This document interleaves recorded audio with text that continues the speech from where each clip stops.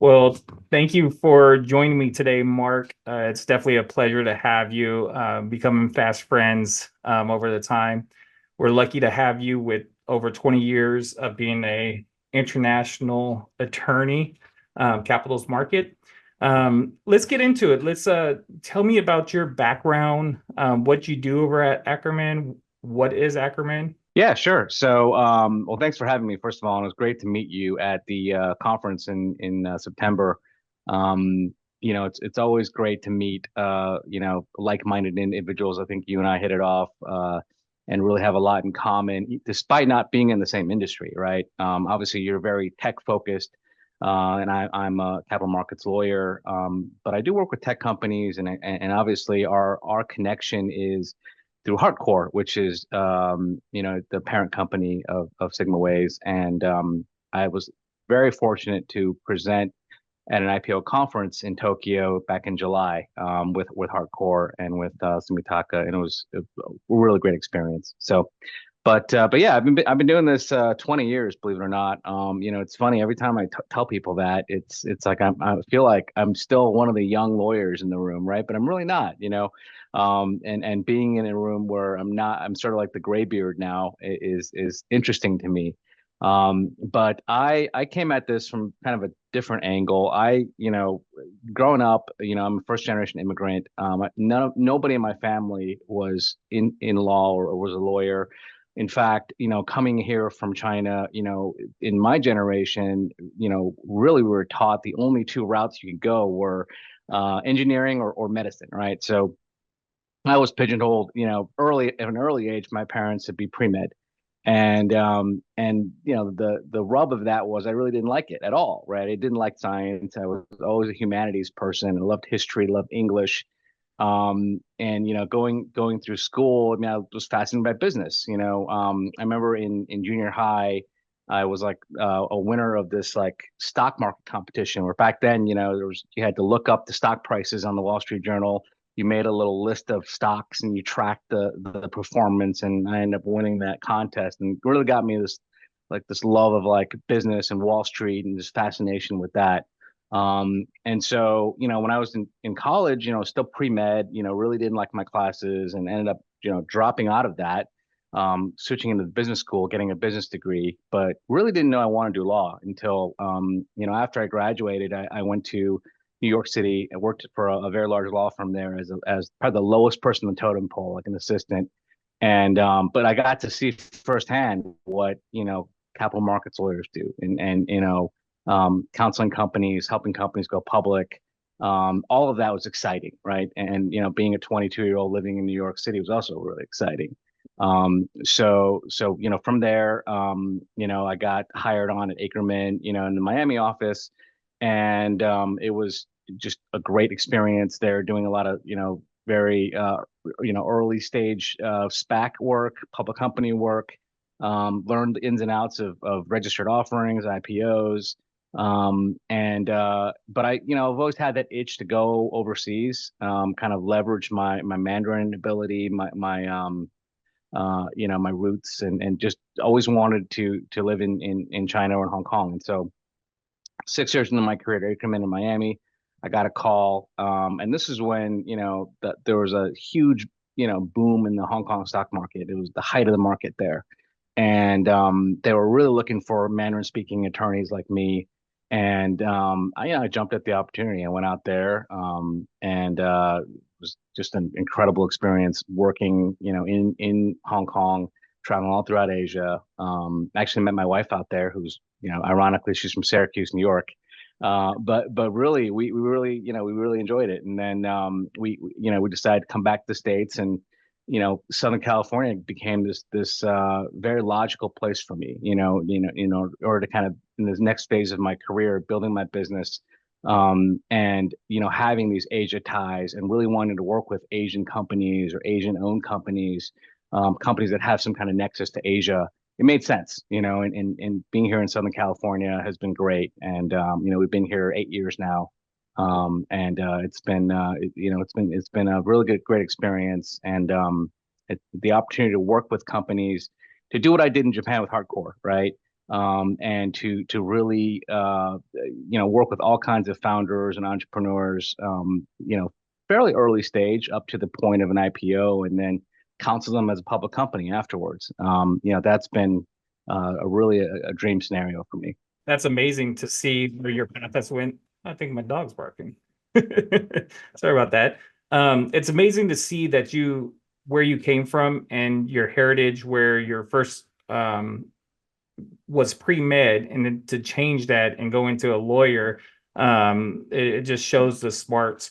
Now, was that something that your parents really encouraged after you said, hey, you know what, pre-med isn't the way that I want to go. I want to go into business. How did that go? Yeah, it's interesting you asked that, David, because I felt like they, in the back of their mind, maybe that's what they were angling toward, but really they didn't push me toward law at all. I remember sitting, in college, after, not doing so well in my pre-med classes and thinking, what's next, right? And at that point, business seemed like a way to go, but I've always wanted something to do with Wall Street. I didn't really want to become an investment banker. And I think that was just one area that, maybe I was looking into, but I really didn't know what law school was. I mean, typically when you go to law school, like I'd say 90% of the people that go to law school, they go into it thinking they want to be a litigator, right? The trial work, making oral arguments, writing briefs, all of that stuff. And I had no interest in any of that, right? And so I was kind of the rare person that decided to go to law school, knowing that I wanted to do corporate law, transactional, capital markets, and usually that's not the way, it goes. And in fact, I think law school doesn't really prepare you for that at all.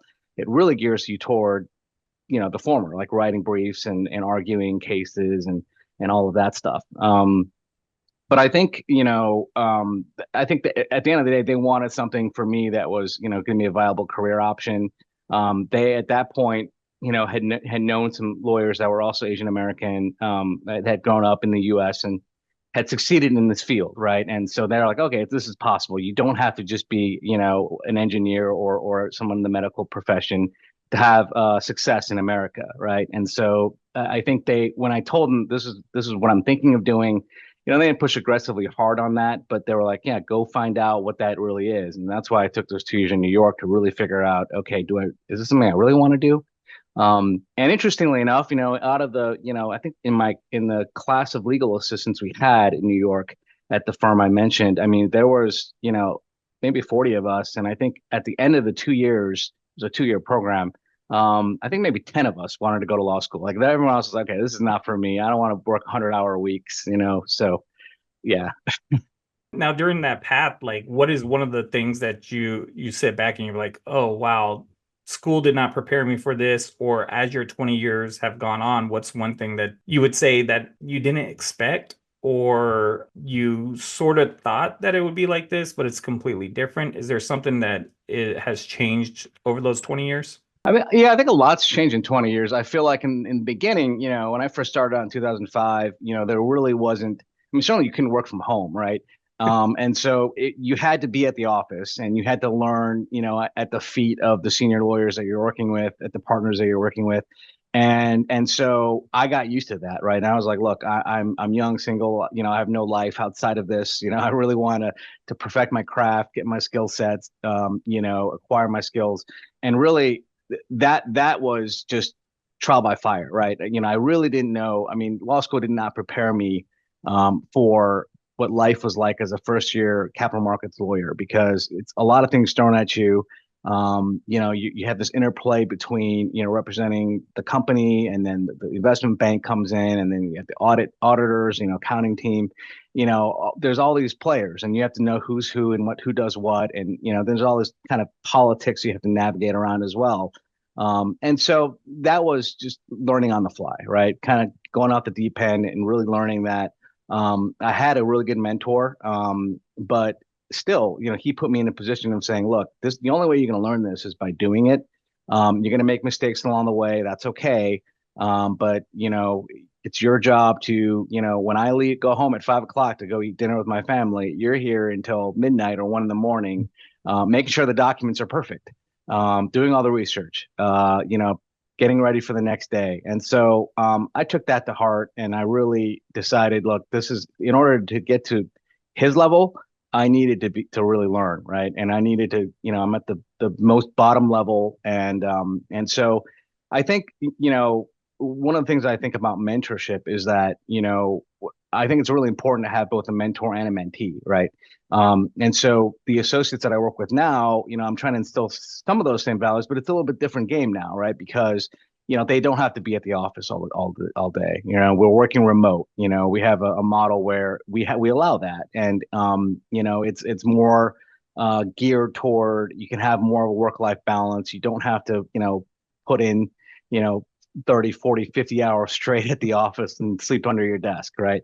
But at the same time, some of the core values of work ethic and really learning, and trial by fire, learning by doing, repetition, all those things are still valid, and our expectations, I think, as now leadership of the firm, as partners, as mentors, is, sure, you can make mistakes. Sure, everything's not going to be perfect, but we want you to strive for making everything perfect. To double check, triple check everything, making sure everything that goes out to clients is, there's no mistakes, there's nothing egregiously wrong with it, and then also, how do you shepherd, for example, an IPO with all these moving pieces, all these players.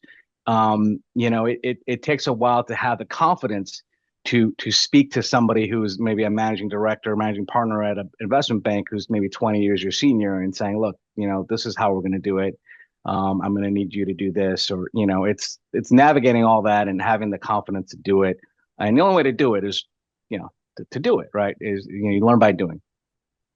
The trial by fire, and I love the fact that you touched on this more mentorship, but also having mentees.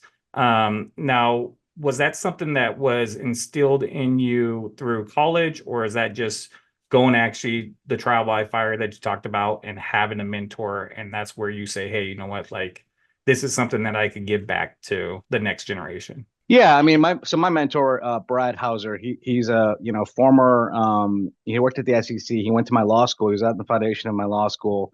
I blindly reached out to him when I was interning at the Securities and Exchange Commission in DC, and I said, hey, I'm a third year law student at Iowa. Really looking forward to kind of the next stage of my first real job, right, out of law school. And he was sitting at the time, he was at Akerman Miami. He was, in a leadership position at the firm, flew me down to Miami, interviewed me, and really got me a seat at the table, right? And so I'm really indebted to him just for that. But then he also trained me, mentored me. When I decided to make the move to Hong Kong, he encouraged that. He knew he was going to lose a really good associate, but he encouraged me to take that step. He said that, look, this is something that's really going to further your career. It's going to be something you just have to do it. It's the easy path is to stay in Miami at Akerman. But this is something that could really turn your career in a different direction. That who knows what could happen from it, right? And what happened was, I was there in Hong Kong. I actually ended up coming back to Akerman. He hired me back, but this time in LA. And so he's not at Akerman anymore, but I still consider him a mentor. And I've only worked with him directly for 6 years, but I've known him 20. And I still call him from time to time. We actually had lunch in Manhattan Beach recently when he was coming through LA. And a lot of those lessons, that he taught me are still relevant. And so for me, it's just, I want to pass that along to the next generation of lawyers, because I feel indebted to Brad. And I feel like if Brad can do that for me, I want to do that for somebody else. And so, particularly, there's a associate who recently joined our firm, who came from another firm, and Asian American guy. And I felt like this kinship with him. I'm like, okay, this is me, 15 years ago, and I'm like, this is an opportunity. I told him, look, I really want to mentor you.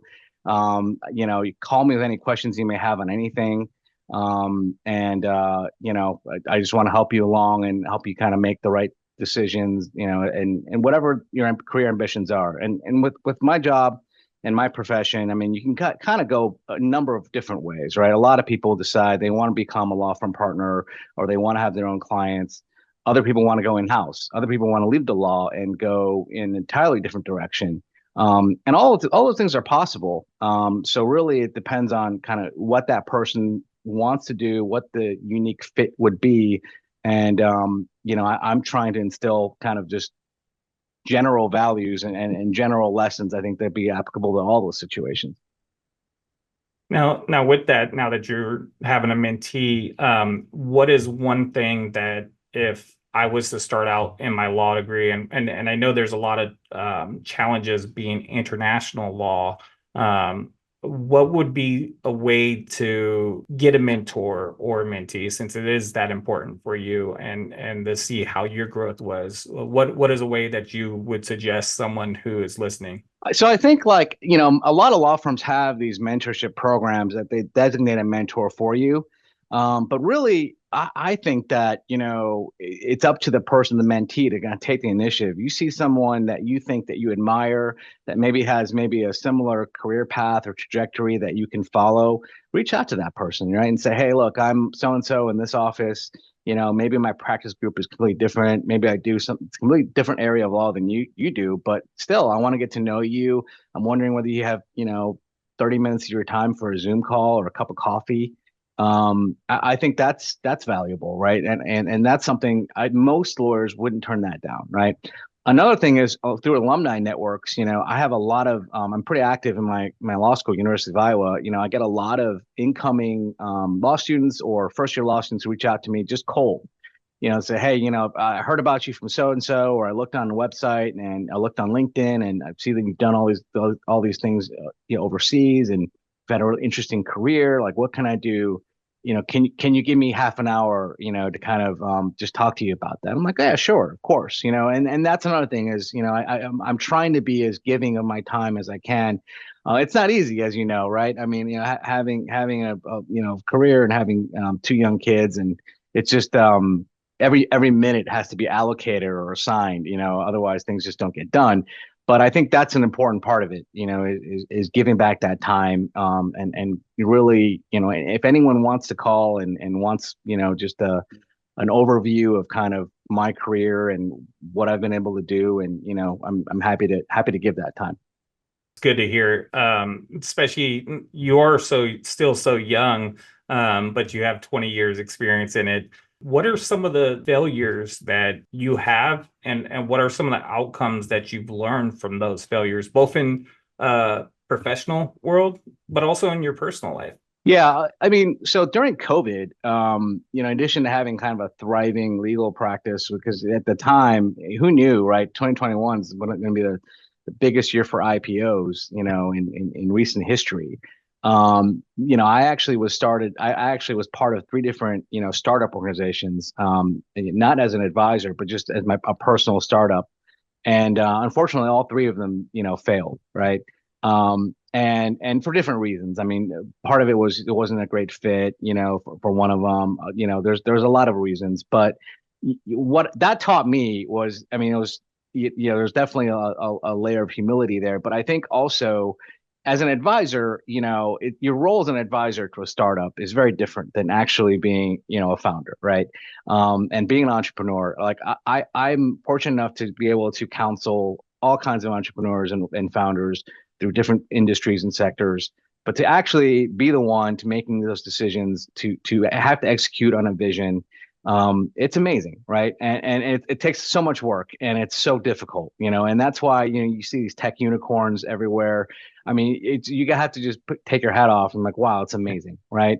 But I mean, even listening to some of the other guests that you've had on your podcast, David, like, it's really remarkable what they've been able to achieve. And it takes a certain personality. I think it's certainly persistence, not giving up, really being able to overcome a lot of obstacles. And not just like the typical obstacles like funding or, all that, but just really going from A to B to C, and kind of doing it step by step. I have nothing but respect for founders and for entrepreneurs, and it shows me how difficult it really is. And another one kind of regret I've had is, when I was living in Hong Kong, I had this idea to facilitate really people in China, people in Asia buying property here in the U.S. And so got together with a friend of mine, and we came up with this idea, and we kind of were really going to start to launch it and get it off the ground. Well, he ended up staying in Hong Kong and then moving to Singapore. I ended up coming back to the U.S., living here in Southern California, and I gave up on the idea, and I really should have carried that out and continued, um, excuse me, continue that project with him, because he took that idea and ran with it. And now he's got other business partners. He's actually executed on the vision. He's done very well. He's now starting a fund, and we still talk. Actually still advise him on some of the things in his new company. But I'm like, that was a missed opportunity. I really wish I kind of kept that, because we saw the trend. We saw the idea that a lot of people in Asia, particularly in China, Hong Kong, Taiwan, they view U.S. real estate as still like, this is an American dream, right? Like, even if I don't get a green card here, to own a slice of U.S. real estate, residential property, or it's like a real crown jewel for them. And I think even now, it's still very much sought after, and it's evident when you go around Southern California, and certainly maybe Northern California as well. A lot of the properties and real estate, a lot of it is Chinese money coming in, and so yeah. But uh, I those are sort of some of the things that kind of come to mind. But certainly in life, I think you certainly fail a lot, right? And I'm not an exception to that. I try and grow. I try and put things behind me and kind of move forward, turn the page. Not always easy, right? But I think it's just part of growing professionally. Yeah, and I know that having failures is very important. I know I've missed the boat on a few trends and been part of a couple of startups, and yeah, you do take your lumps, but I think that it's has built that callus of work ethic that makes you want to go and do more.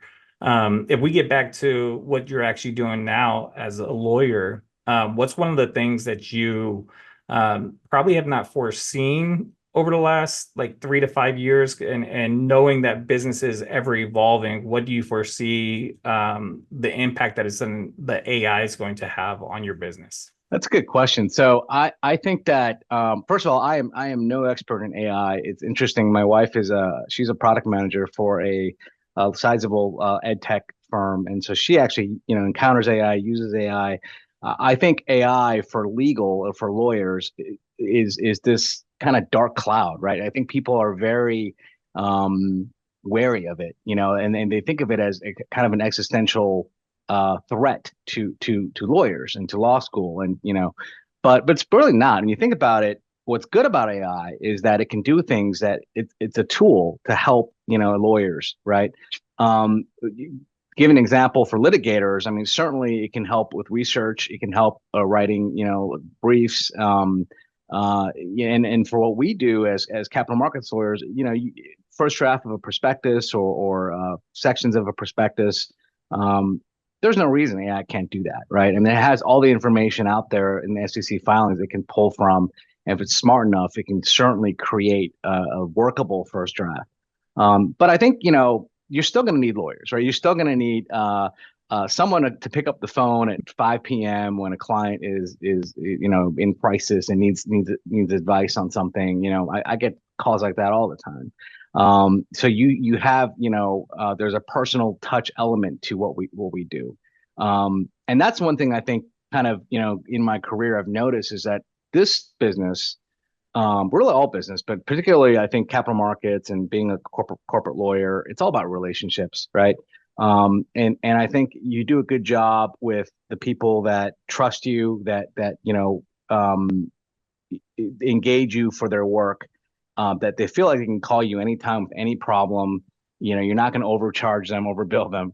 Um, you develop that relationship over time, and then from there, they're going to say, "Hey, I got this capital markets lawyer, Mark Liu, who's great. You should use him." And that's happened time and time again for me. So that is, it's really AI is not going to replicate that, or it's not going to replace that. That human element, I think, is still really important in this business. Because what I like to do is, really be able to understand the motivations of a founder, of a CEO, CFO, what their pain points are, what keeps them up at night. How can I step in as counsel to kind of guide them, and alleviate some of that pressure, and how do I make them look good, right? And that's something that I think, it's not going to be, at least probably not anytime soon, uh, be replaced by Chat GPT or one of these tools. But I will say that I think it can be, if we don't view it as this like threat to our existence, and we view it instead as, hey, this could be helpful for us, then I think we can go a long way, right? And we save a lot of my time, and would save a lot of my associates' time to have that tool. And I think that's you hit the head on the nail with that one, that it is a tool, but you still have to have your other practices of your business acumen to do the grunt work, the stuff that people just need to know, that when things go wrong, that you're there, not a Chat GPT or AI. And obviously it is going to be a tool over the next 3, 5 years that's going to revolutionize everything. We go from the early internet to where we are today, and you're just like blown away. And the fact that you're in this international space of seeing companies in Asia go public and helping them with that. What are some of the trends that you're seeing right now? What are the hot buttons, not just tech, but any other business that you're seeing that is really giving a rise right now? Well, I saw recently that Bob McCooey, who is vice chairman of NASDAQ, recently came out in an interview and said that, the trend of Asian companies wanting to list in the US will continue. It's a very, very robust pipeline. He doesn't see it going away. He sees there's going to be, in fact, increased demand. And I agree with that. That's what we've been seeing.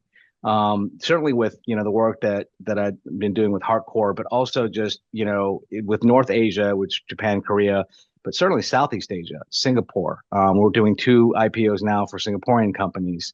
Malaysia, we're pitching a Malaysian company that is looking to list.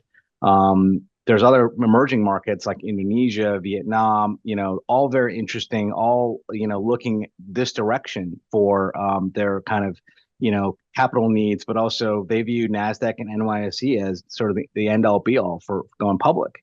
And it wasn't always that way. When I was in Hong Kong, like I mentioned, I was there during the peak. Hong Kong was viewed as sort of the preferred listing destination because a lot of the Asian companies, I mean, their branding is much more well known there. It's just closer to home. There's a lot of money flowing in. There's a lot of liquidity in that market at the time. Singapore, another viable listing destination. But now more and more, I think people are still seeing the U.S. as where they want to be, where they want to go. And my advice to these founders is always like, well, what's your reason, right? Other than the fact that you want to sell your stock and have investors, U.S. investors, invest in your company. Is there another reason? I mean, are you looking to sell your service or product in the U.S.? And if the answer to that is yes, then I think it's an easier sell, right? Company, I'll give you an example, VinFast, not a client of ours, but, I've talked to some founders. I've talked to some lawyers in Ho Chi Minh City that know that family. But they're a Vietnamese car manufacturer, electronic vehicle manufacturer. They went public via SPAC in the U.S. And now they have a showroom in Santa Monica, right? And so people kind of know, okay, so there's this Vietnamese car company called VinFast. They make EVs, and their stock is traded publicly, in NASDAQ. So it's one of those situations where they kind of go hand in hand. And I feel like, the more that Asian companies can demonstrate a willingness to sell their brand, extend their brand here, sell their products here, sell their services here, the better luck they're going to have attracting U.S. investors and getting that traction. Yeah, that's I'm seeing that too quite a bit. And in the Vietnam part of it's actually, when I was there in February, it was really cool to see the cars itself. Now, as we're getting ready to wrap up a little bit, there's a couple of questions that I always like to ask, is because I think it's important. Knowledge is very important to give out to people. What are 3 books that you would recommend reading, whether it's just on business strategy, whether it's on law, whether it's what are those 3 books that you always go to? So I was given this book called Principles by Ray Dalio. very well-known book, I guess, among business folks and certainly among Silicon Valley folks. I have admittedly only gotten through maybe half of it, but it's very insightful. He really lays out certain principles of guiding principles for business and for life, really. And this is a guy that's kind of been there and done that, done it all. Traveled extensively. Did business deals internationally. Back in the 70s and 80s. I mean, this guy really is well positioned to give that advice. So I really enjoyed that book. I read Bob Iger's book recently, his autobiography, and that was incredible. That was a really interesting read, and not knowing that much about him, but hearing how he kind of dealt with the Pixar acquisition, and learning that Steve Jobs had cancer and how he navigated that with his board. It's really fascinating. I really enjoyed that book. And then also, I like fiction as well. And Murakami is one of my favorite authors. And so I read a lot of his stuff.